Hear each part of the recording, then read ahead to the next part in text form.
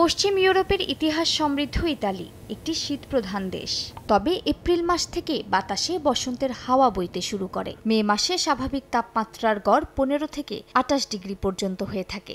সুন্দর আবহাওয়া উপভোগ করতে লাখ লাখ দেশি বিদেশি পর্যটক ইতালিতে ঘুরতে যান। তবে এবছর মে মাসের শেষ সপ্তাহেও বিদায় নেয়নি শীত। প্রায় প্রতিদিনই ঝড় বৃষ্টির পাশাপাশি তাপমাত্রা নেমে আসে 10 ডিগ্রি সেলসিয়াসের নিচে। এতে করে ইতালির পর্যটন নির্ভর শহর Venice, Florence, Rome, Milan, Napoli ও অসংখ্য সমুদ্র সৈকতে নেই পর্যটকের আনাগোনা। কাঙ্ক্ষিত পর্যটক না থাকায় ক্ষতির মুখে স্থানীয়দের পাশাপাশি প্রবাসী বাংলাদেশি ব্যবসায়ীরা।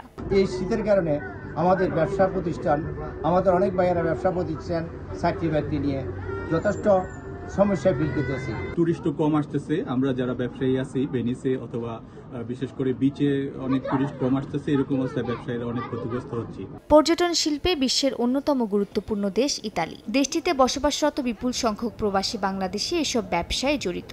হাজার হাজার মটেল, হোটেল, রেস্টুরেন্ট ও উপহার সামগ্রীর ব্যবসা প্রতিষ্ঠানের মালিক বাংলাদেশি।